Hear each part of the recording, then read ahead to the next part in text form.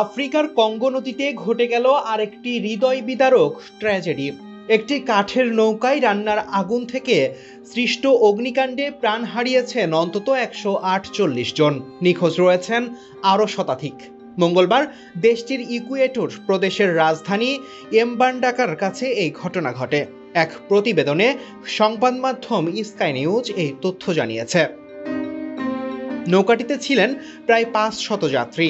রান্নার আগুন থেকে সৃষ্ট বিস্ফোরণে মুহূর্তেই ছড়িয়ে পড়ে আগুন। ভয়ে অনেকেই নদীতে ঝাঁপ দেন, কিন্তু সাঁতার না জানায় ডুবে যান অনেকেই। উদ্ধার কাজে নিয়োজিত রয়েছে সেনাবাহিনী, পুলিশ ও অন্যান্য সংস্থার সদস্যরা।